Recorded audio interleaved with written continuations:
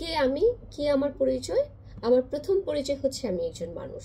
আমার রাষ্ট্রীয় পরিচয় হচ্ছে আমি একজন বাংলাদেশী। আমি একটি গণতান্ত্রিক বাংলাদেশে বসবাস করি।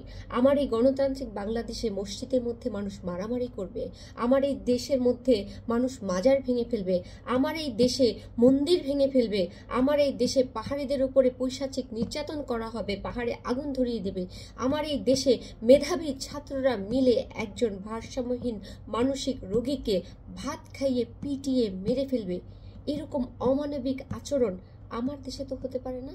এটাকে গণতান্ত্রিক দেশ তো বলে না। যারা যারা এই ধরনের কাজের সাথে লিপ্ত আছেন, যারা যারা আমাদের দেশটাকে এরকম অপমানিত করছেন, বহির্বিশ্বের সামনে আমাদেরকে নিচু করছেন, তাদের বিপক্ষে আমি অবস্থান রাখছি। আমি এর প্রতিবাদ জানাচ্ছি।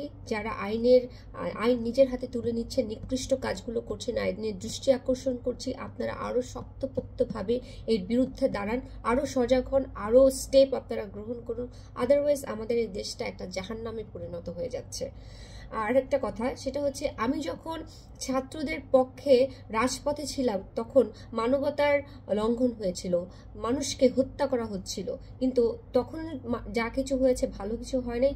এখনও যা কিছু হচ্ছে ভালো কিছু হচ্ছে না। কোনো উপাসনালয় ভাঙার আপনার কোনো রাইটস নাই, আইন নিজের হাতে তুলে নেওয়ার কোনো রাইটস আপনার নাই।